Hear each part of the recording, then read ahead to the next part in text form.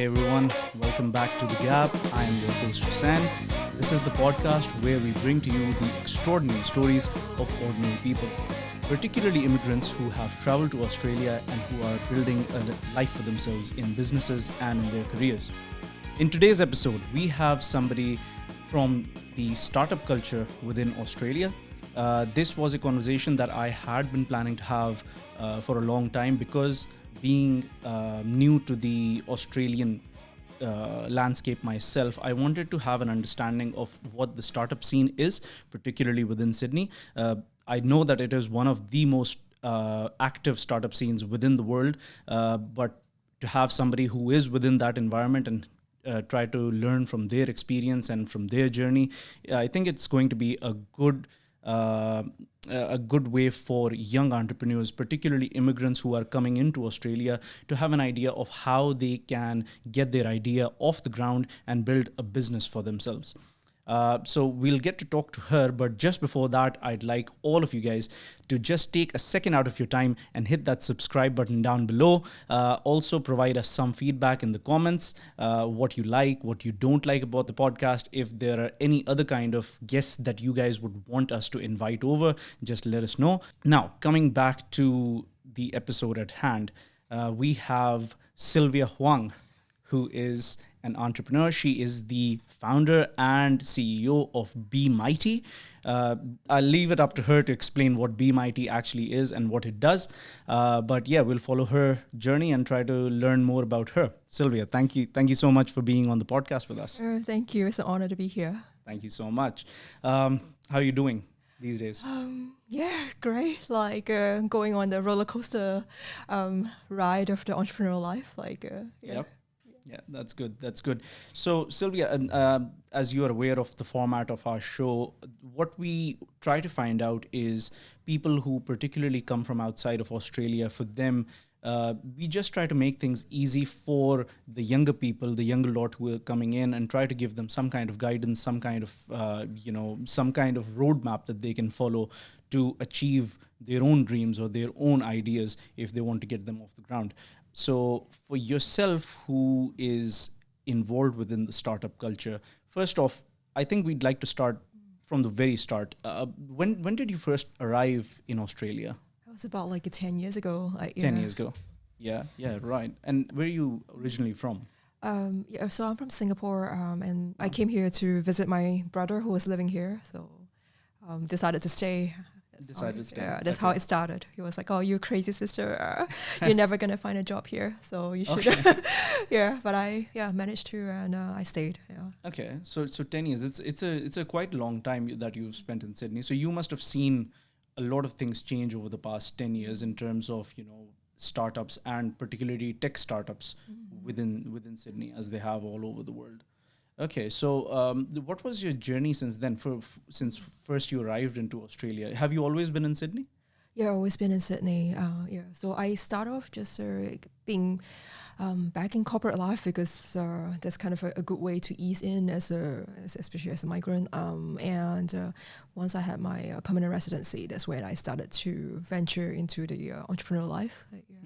Interesting. And when you first arrived into Australia, was your English always as good as it is now, or did you have to pick that up? I think I've always talked in a in a Singlish way, like a Singaporean English way. Yeah. So I think that helps a lot to have Singlish as the foundation, and over time you learn to communicate in a way where anyone from anywhere can understand you fairly easily enough. That's one of the things that I found.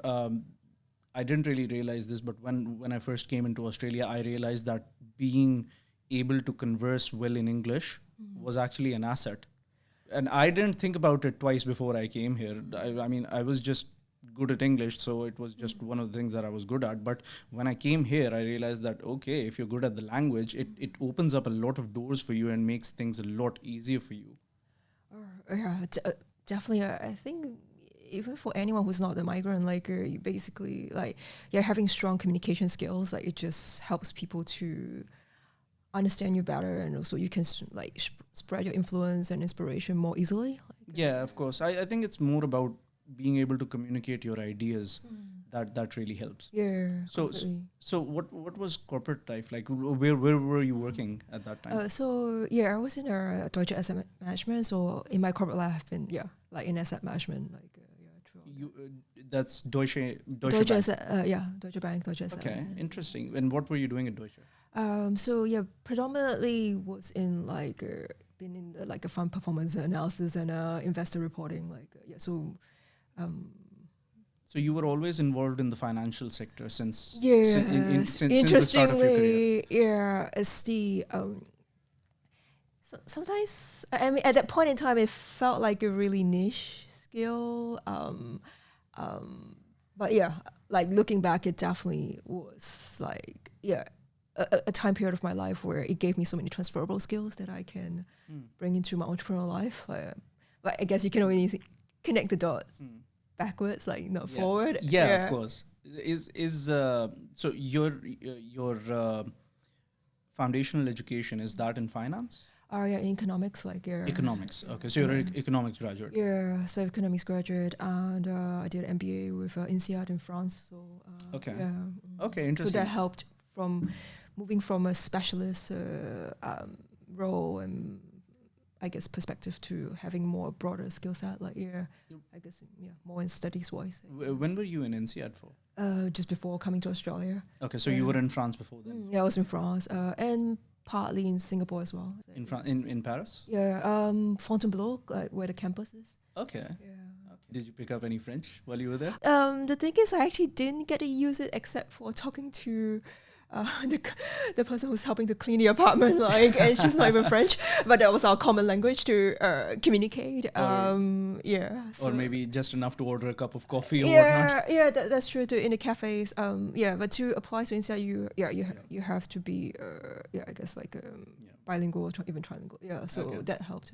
Yeah, I'm really fascinated. I really want to go to France. My brother lives in France actually. Oh yeah. So he's been there for about 3-4 years. I really look forward to visiting Paris and seeing what the French are like. Yeah. How did you like France? I love my time there. Like I think there's several aspects, right? I think there are like that's the part of just being in Europe that you can just travel anywhere. Like, that's the best part, isn't it? That's amazing, and just the food, like food is so good, and just when you're like also like especially in certain parts of like France or Paris, that you like just for sightseeing is just incredible. And I think that's also the general misconception where they're like, oh, maybe French people are not very friendly, or and I think like when they see you as a foreigner trying your best to speak like just a little bit of their language, like it makes them feel appreciated, and so I think that's also that. Like, okay, I'll keep that in mind when I a little effort goes a long way. Right, in making right. friends. Like, Right. So how was your experience with INSEAD? Amazing. Like definitely like one of the best years of my life. I think there's several aspects, right? There's the the studies, like it was like I learned a lot, which I got to apply into my business down the road, but also just the exposure to people from all over the world. I think in my cohort we have like over 70 nationalities, so just being exposed to people from different countries, and you have also a huge range of people from different sectors, as well as like different amount of like work experience, so you can learn from people who are like really senior or people who are young and bright. Like so you really get to learn from everyone, not just your professors. Right. So it was really good. So that gives you a perspective from all different people from all over the world, right? And I really love how the school kind of was like just the culture of the school. They really like encourage people to just learn from one another. Like knowing that there's always going to be someone out there much better than you in something that you're not strong in, and just to learn from one another.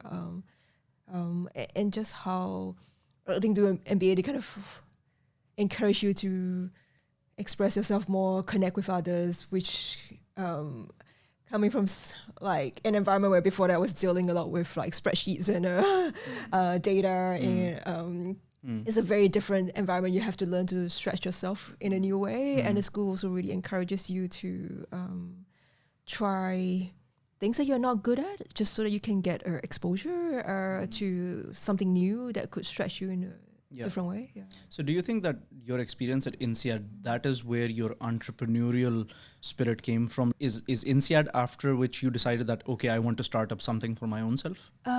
So I've always been curious. So I grew up in a small business family. So my childhood was spent in like a retail store rather than in a playground. So I have a very different childhood where I would like see my mom in the like rearranging furniture, because in a furniture store, like rearranging furniture. Like, oh, if we just position it this way, maybe we can sell more, sell better. Okay, if we just like improve the product a certain way, so I've always been curious about entrepreneurship. But yeah, my first experience with startup life was actually right after the MBA, where I joined a Rocket Internet, like huge crash course into the startup world. Yeah. Okay, so what were you doing with Rocket? Like which company? With the Rocket e-commerce marketplace in Malaysia. Yes. So because I had like furniture experience. Okay, so fast forward from INSEAD, then after that you came to Australia, did you? How did you decide on Australia? That was interesting. So I came here to visit my brother, and I just fell in love with Sydney because it was like I feel like it has the best of both worlds. It's like a really like modern life, and at the same time you have all this nature. Yes. And like I have friends from school who's kind of like, why don't you go to New York or London? Like that's where the finance industry is. Like with MBA from INSEAD, you can like get really like exciting opportunities there. I was often told like, Sydney's not like New York, and for me, I'm like, but New York's not like Sydney. I'm gonna offend a lot of people here, but I think it depends on what you're looking for and what you appreciate in life, and you have to follow that. For sure. Sydney, you can't beat the weather. You can't beat the weather. The weather is amazing, and especially like if you love nature too. Like, exactly. All over Australia, even within Sydney, like you just take a drive like an hour away and you can have the best experience of, having the best bushwalks and whatnot, lookout points, whatever. Nah, 100% agree on that. That is also one of the reasons why I ended up coming to Australia as well. You can't beat the weather and the nature. And I think it's also the friendliness of the people. I remember my first night here, I did the most touristy thing ever. I arrived and I was like, I have to see the Opera House. I have to, and I just. That's what everybody does.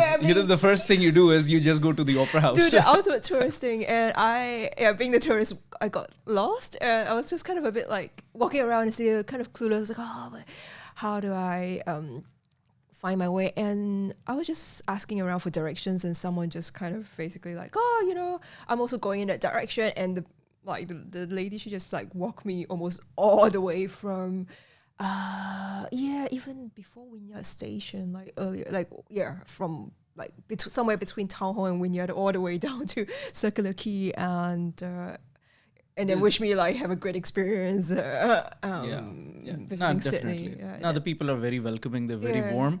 And I really also love in Sydney and also in Melbourne the multicultural vibe that you get within Australia. It's really nice. Yeah, especially the food you can. The food is amazing. You can have almost every cuisine that you want. Yeah, I think something that left an impression was one of my Australian friends who's like of Vietnamese origin. So he moved here when he was 12 or 13, and he said he felt like you get much better Vietnamese food here just because you have a big enough community to have really authentic meals, but at the same time, just the ingredients are such high quality. So you get like kind of the best of both worlds. My experience in that is a little limited because are you aware of halal food? So I'm bound by halal restrictions, so I can only have the meat that's halal. So what I found, I really want to experience some authentic Vietnamese food, but most of the Vietnamese places that I've been to, they don't really have halal. This could be a business idea. It could be, really. Yeah. If anybody is listening out there, please start a halal Vietnamese food. You're going to corner a huge market. You're going to get a long queue. Definitely. Like you go to a lot of the Thai places over here. Thai places, almost all of the Thai places are halal. I don't know why, but Vietnamese is the opposite. You hardly get any halal Vietnamese places. Anyways, that's another discussion. So okay, once you arrived in Sydney, you started up with Deutsche. That was your first job over here? Okay. So how long were you with Deutsche for? I think about like 3.5 years. 3.5 years. Yeah. Okay. And what were you looking after? So mainly like all the investor reporting for the region. Like so that really helped because I had like experience in Japan. So I think when I first arrived here, not having local market experience, that was challenging, but being able to like lean on like my experiences before coming here, I think that really helped. Like, I think when you try to like change country and then like change like something, let's say like a whole new profession, that's where like a lot of like new migrants get stuck. Of course, and they also get stuck in the fact that even though you might have experience in your home country, but when you come over here, it doesn't really get counted. So a lot of the experience, it's like you have experience, but it doesn't really get appreciated within the local market. They want you to have local Aussie experience to get into a professional job. Yeah, completely. I think like in the beginning, like I guess like most people, I would feel like I have so much that I could bring to the table based on like all the experience I had to this point, right? But after a while, I also understand that when you do have local market experience, then you're also a lot more effective. So I that's where I started to see why it is important. In my experience, what I found is that getting into the local market, the first step is the hardest. But once you have stepped into the market, after that, it becomes a lot easier to switch from one place to another because definitely. Within Australia, what I've seen is that local experience, there's a lot more weightage on local experience compared to any other country. Also, you can see that in the consumerism of Australia. Like people prefer Australian-made goods over other goods that are imported. So that's also something I admire about the Australian society, that they really value their own stuff that they make, as well as the experience that their companies provide.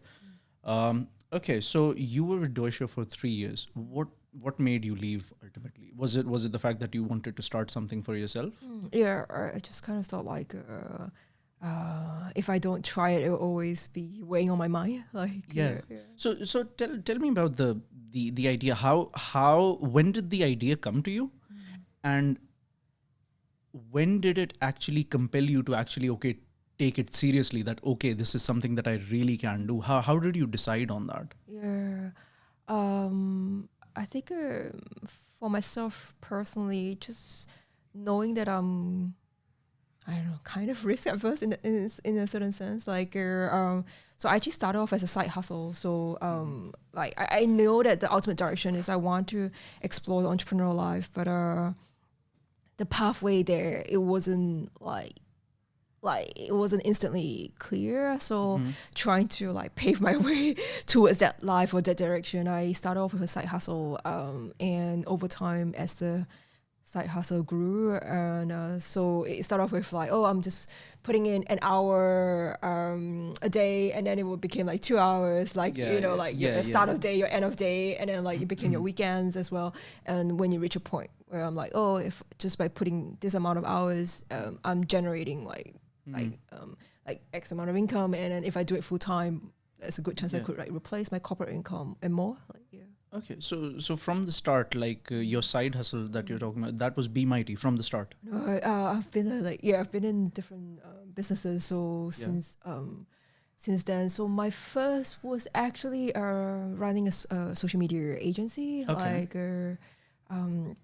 it kind of was not like an immediate path. So it started off with trying to find ways where like technical thinking or skill set in finance would transfer to something else beyond finance. So started looking into digital marketing because it's quite technical and just trying it out, like and trying to grow my online audience, trying to understand digital marketing, content marketing, and all of that, and seeing it working. And as it worked, I started like taking on projects as a influencer for sponsorships, and then I started getting approached by companies. It's like, oh, if you like if you do this, like, can you help us with our marketing strategy? And so kind of one thing led to another.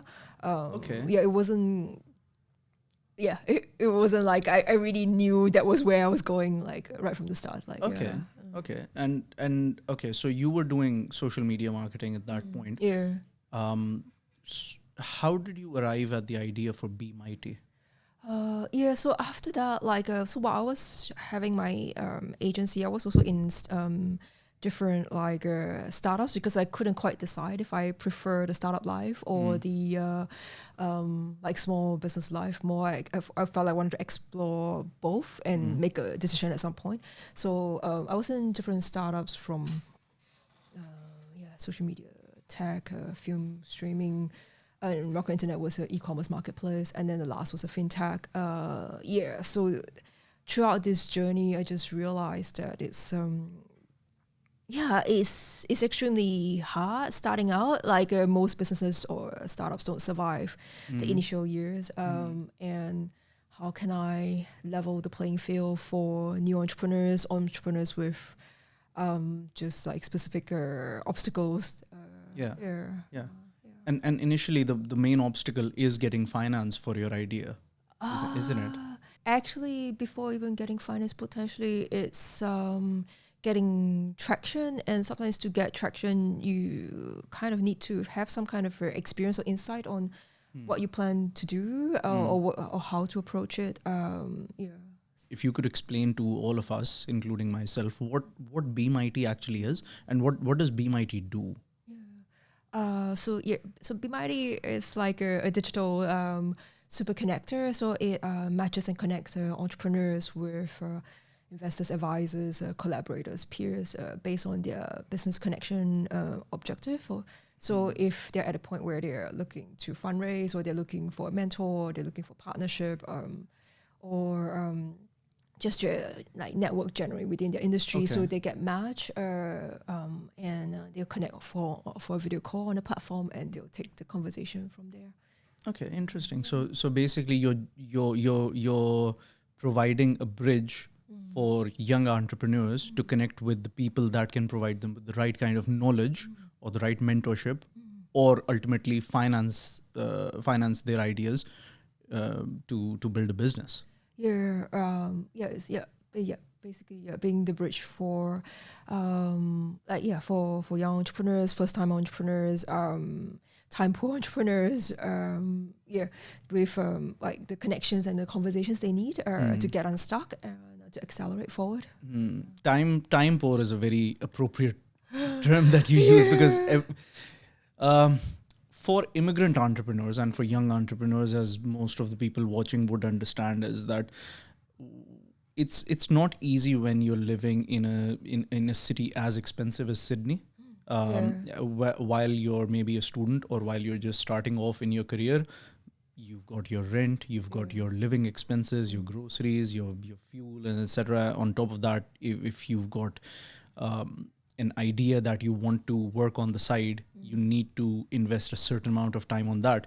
And all the amount of time that you're investing in your idea, ultimately it's not giving you a financial return immediately, right? It's not an investment. It's an investment, right? Yes. But in order to make that investment work, you have to invest some time in it. So that time that you're investing in your idea is actually time that you're taking away from when you could be making money. Yeah, totally. You know? So there's that sacrifice that you have to sacrifice a little bit on your ability to earn money, your ability to maybe increase your comfort level in your living situation. A lot of students, a lot of young people that I know are also from backgrounds where they have to send money back to their families in their home countries. So they have some financial obligations that they have to meet. So even if somebody has that idea that they want to pursue, it's not so easy. There are a lot of prerequisites a lot of hurdles that you have to jump over to get that idea, some traction, like you said. Right. So, okay. So what's the startup landscape like in Sydney? What have you found it to be like? Is the startup culture in Australia something it's very fertile? Like if somebody has an idea, are there a lot of avenues for people to get their ideas off the ground? Yeah, I mean, like generally there are like lots of resources out there if you know how to tap them. So sometimes it's even just knowing like where to look or how to or how to access them. So that's definitely. The resources definitely exist. It's just quite often people don't know where to look or how to access them. And in general, like the vibe, like people are really like supportive and helpful. That's fantastic. I think just currently, like the current like climate, like it's just a very difficult year for fundraising. Like for any startup looking to raise this. Of course. There are not a lot of investors in the current market who are willing to invest in startups at the moment. They're just trying to cut their losses with the way the financial market is at the moment, right? Yeah. So I think a lot of founders are kind of holding off fundraising if they can, and if they can't, then, so okay.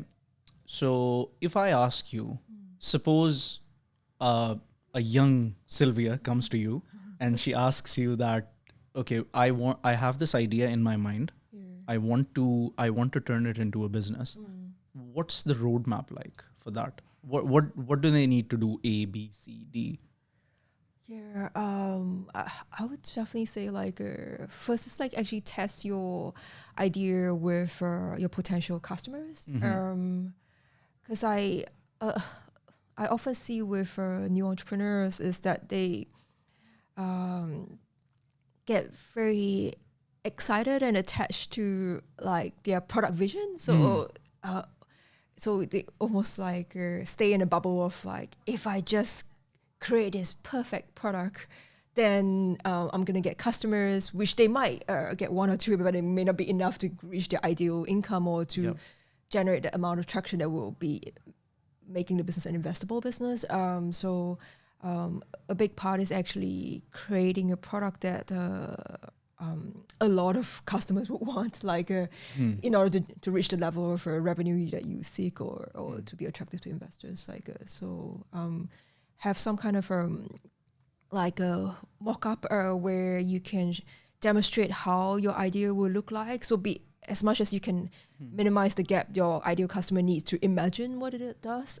So and then present it to them and let them actually respond to it. And I think there's also a common pitfall where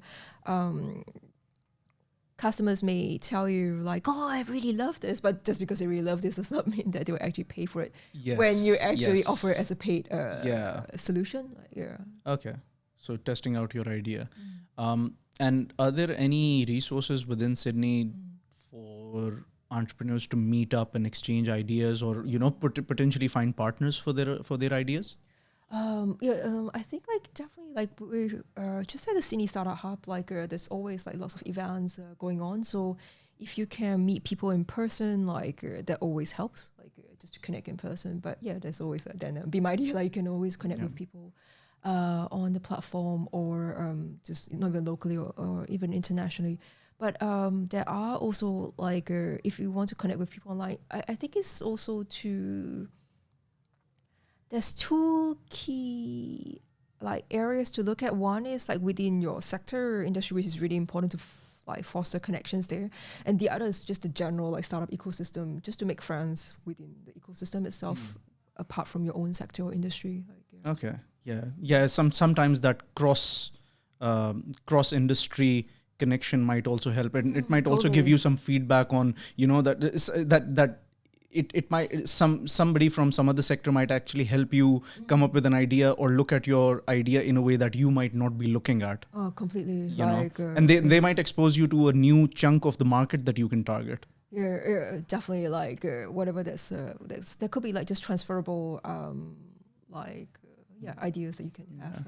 What I've also found is that a lot of people who have ideas for startups or businesses, because the day and age that we're living in, everything is tech oriented, right? Every startup idea is more often than not an app or some kind of like digital service, right?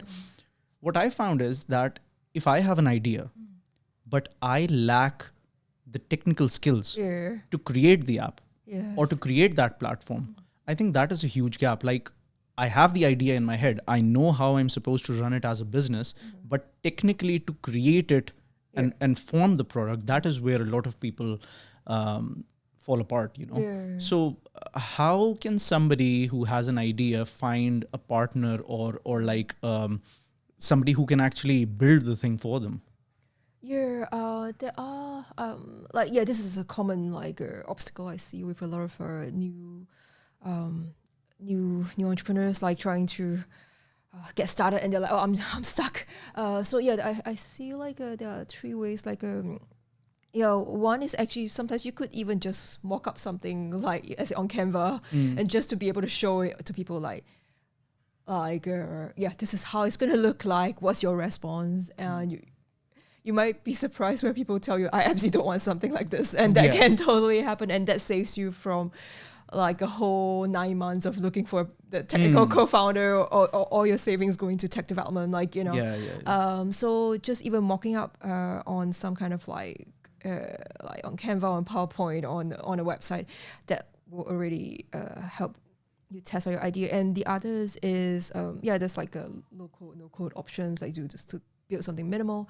And then looking for co-founders. I think like something a lot of non-technical co-founder, when they are looking for a technical co-founder, where they tend to like trip up is maybe they'll be like, oh, I just want a technical co-founder, but sometimes it's to find the right technical co-founder with the right set of skills, like for what they want to build, because it's highly specialized. And another thing is it's really important to look at your technical co-founder as someone who's a co-founder. It's I think a lot of non-technical co-founder kind of go like, oh, I'm the one with the product vision, and therefore I just want someone technical to help me build it out. That's not like a true partnership. So in that case, you're not looking for a co-founder. You're just looking for a freelancer to get the technical help. To just build the thing for you. There's a difference in there. Like do you need to understand? Do you want a partner in the business, or do you want somebody to just do the work for you? Because those are two separate things. Because when you bring a co-founder in, you ultimately have to share the vision. You know. And that's how businesses run. You can't just have your own set in stone vision that this is how I want it. You have to be flexible in there, especially when partners are involved, right? Totally. And I think that largely also depends on your own personality, how flexible you are as a person. So some people are not. And there's nothing wrong with it. It's just that how people are. Some people just want to do it exactly the way that they envision it, and it's up to them. Yeah, you're right. I guess that's where finding the right match really matters, because you might also have some technical co-founders who's like, I'm actually happy just to be there to execute, and I don't come to me with expectations I'm gonna like contribute beyond like that, because maybe that could be their first time as a co-founder as well. So I think it's a matter of finding the right match. So with your own personal journey with Be Mighty, like we've talked about, how somebody can connect with people within the industry if they need some kind of mentorship. How do you feel the startup culture in Sydney, or the startup culture all over the world, right? How do you feel it is in its treatment towards female entrepreneurs?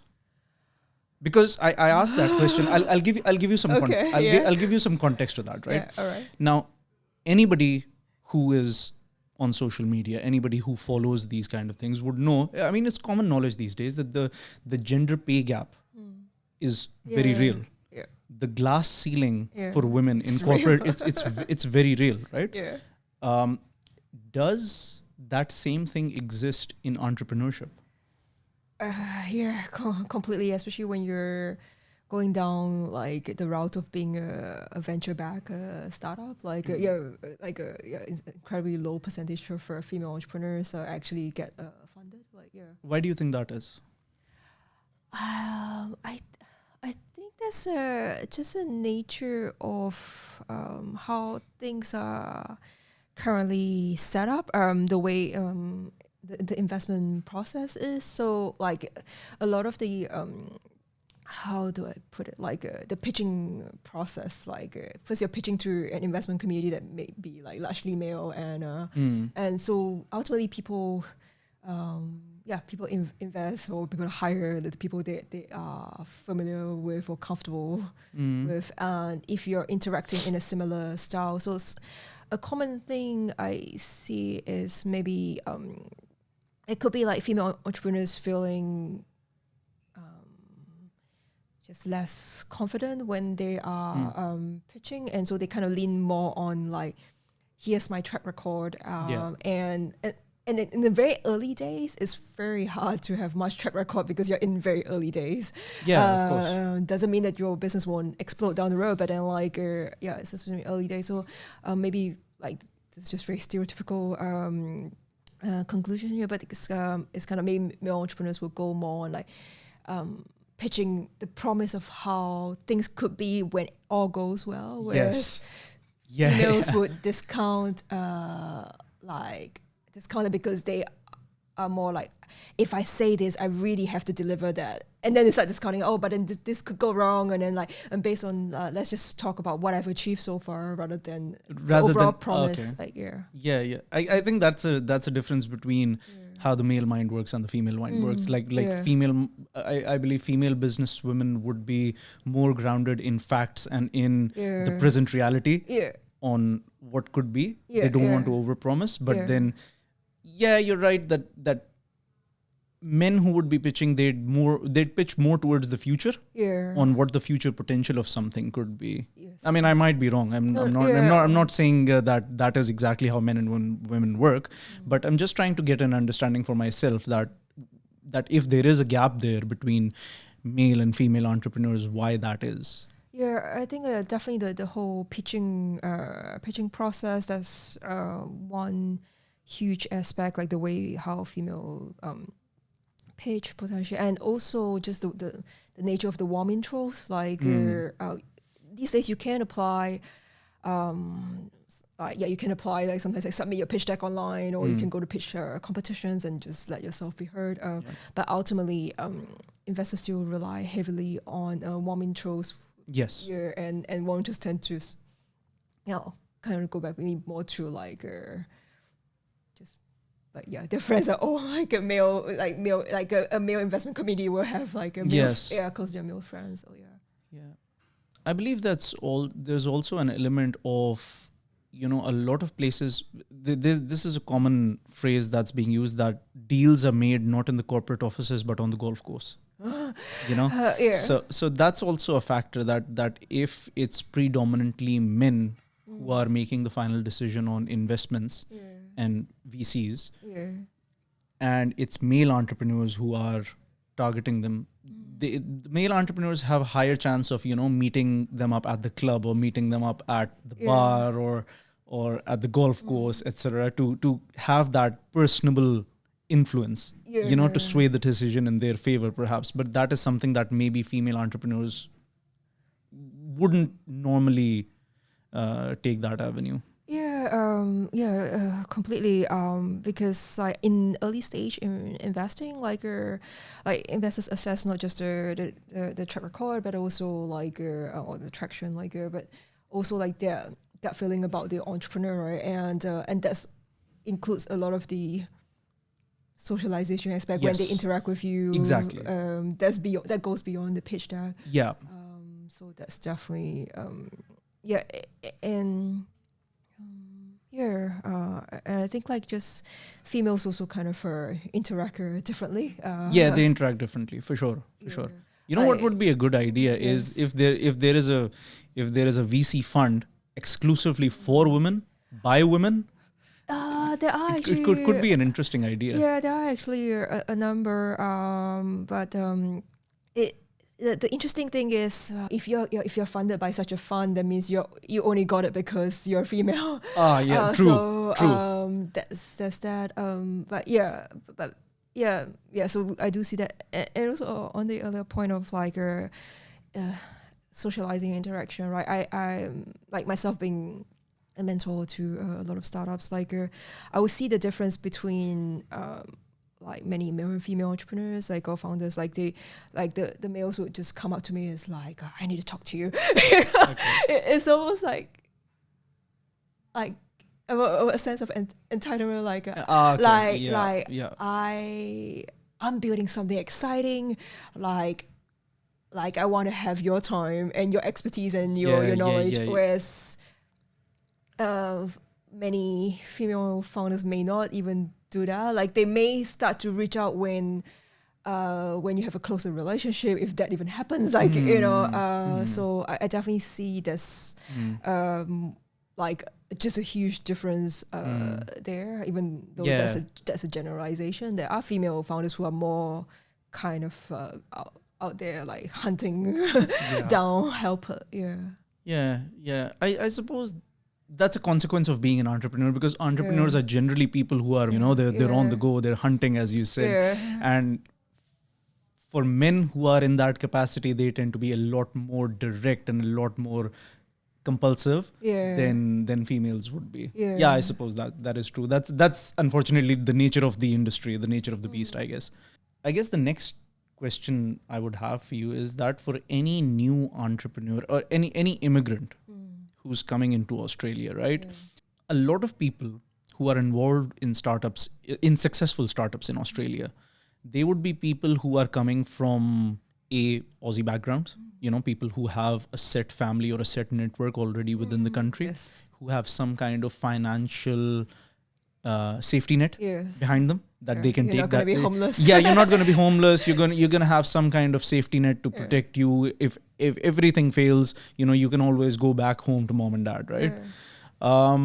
But for a lot of immigrants who are coming here, these are people who are highly qualified, who are highly talented, who have exceptional degrees, who have the mindset and the business acumen to actually have their own startups. If the VCs have enough confidence in them, right? How can an immigrant who is coming here without a safety net, who is very time poor, and who is running on very limited resources, what would you say is the best way for a person like that to get their idea started or get started in a business in a way that can ultimately lead to financial security? Definitely I think there are two things to focus on. One is knowing that you are constrained in terms of resources. So the first step is actually to expand your pool of resources that will so that you can start leveling the playing field. Is it connections? Is it specific knowledge? What is it that you're kind of just a bit shorter? Coming up a bit shorter on, so that's definitely a first step. It's interesting about the so as entrepreneurs, as migrants, definitely. On one hand, we may not understand the local market as well or have the connection, but we are also a lot more adaptable and resilient because we have been trained to do that, like by our own personal life circumstance. So almost see that as a strength. Sometimes we tend to forget, when we just see this gap that we need to close and just kind of forget that. But we have certain qualities that actually will help us close the gap quite easily. I think having that self-confidence or self-belief is really important as well to remember that as you step on this journey. Yeah, and the next part is really to have a plan, because it's like hard work alone is definitely not gonna create magic. Like there are lots of people who work like really hard, but you actually have to be strategic about how you will keep progressing on this journey. Like, yeah, so I suppose having a roadmap is also very important. You need to have, you need to know that an idea that just sounds good in your head is actually marketable. yeah, Because those are two separate things. Also, for just to, this could be something that could be motivational for immigrant entrepreneurs, is that you might be low on resources, you might be low on connections, but also understand that you are coming in here with a completely fresh perspective of the world. You're bringing with yourself a perspective of the world that local entrepreneurs do not have. yeah, Plus, also the fact that there is a large chunk of the Australian community that is immigrant. There's a huge chunk of it, and they also have unique problems that you can find solutions to, yeah, that a local entrepreneur might not be able to find solutions to, or might not be able to access, right? So for example, if you're somebody who's coming from South Asia, you're coming from Pakistan or India or one of those countries, and you identify a gap in the market or the need for a product or a service that would service those particular people and solve a problem for them, that is a unique opportunity for yourself, because you relate to it. You understand that problem better than any other entrepreneur, right? So I guess that is something that you can capitalize on. yeah. Definitely start from the place where you have a strong founder product market fit, like where as a founder you have the live experience, and you have the expertise and unique insight. That's the strongest place to start. Yeah. And also that whenever we talk about startups, people normally think about having a Fortune 500 company. That's not what entrepreneurship is about. Like you need to have a big vision, but ultimately you need to start small. Completely. And entrepreneurship can take like many forms, right? I mean, if you're happy to, I don't know, like not every like business has to be the next Uber or Airbnb. Like Exactly.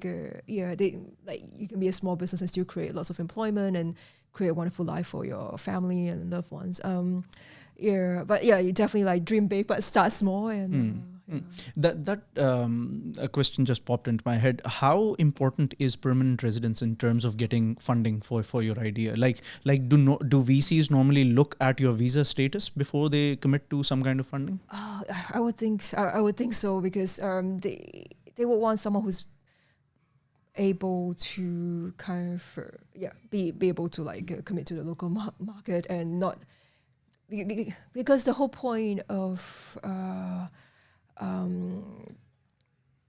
I guess like when you have to invest early, you want to de-risk as much as possible, and anything that adds on to a potential risk where the founder may have to leave the country where this is their first like main market, that's that will be tricky.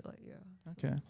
How effective are these pitch competitions that I see in a lot of the universities? Even when I was doing my master's, there were a lot of local pitch competitions at universities. How effective do you think they are in getting traction for your idea?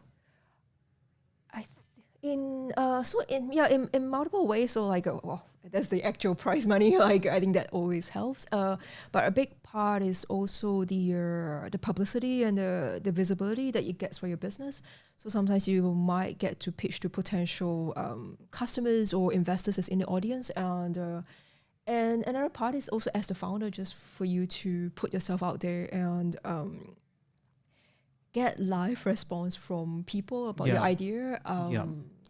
That's like the best feedback. I think that's also very important, having that to have that confidence to get up on stage and pitch your idea. That really helps. That helps you. Plus, it also gives you visibility on, like you said, live feedback. If people, you might not be 100% confident about your idea, but looking at people's feedback, you might be, okay, this is something that I can work on, or something that I can build up on top of. Yeah, I was just talking to a founder yesterday, and he was saying like, doing sales and marketing is icky, and but at the end of the day, like as the founder, it's a job to be done. Yeah, it's your biggest job to be done. Like you have to sell to potential customers, potential strategic partners, investors, advisors, staff. Everything is selling. Like yeah, of course, right. This has been a very enlightening conversation. Thank you so much for joining us, Sylvia.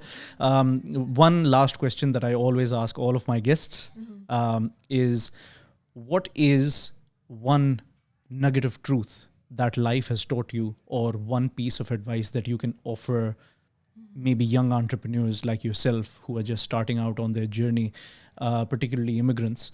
What is that one nugget of truth that you can offer them? If I think back, I would say definitely, follow your heart and be brave. When you let your courage guide you, like life will surprise you beyond your wildest dreams. That's very poetic. It's good to know I can be poetic too. Thank you so much. Well, anyways, this has been another engaging conversation in the Gap. We thank Sylvia for joining us. If you found this conversation engaging and interesting, make sure to subscribe to our channel, like the video, comment on it, give us some feedback on what we can improve. Try to share this with people who might find it interesting, particularly young entrepreneurs who are just starting off on their journey. If any young entrepreneur would like to get in touch with Sylvia or myself, I'd be our LinkedIn addresses should be on the screen right now, or I'll put them in the description for this video. If anybody tries to reach out, we'll try to help you guys the best that we can. And until next time, this has been Hussain with In the Gap. I'll see you guys in the next one.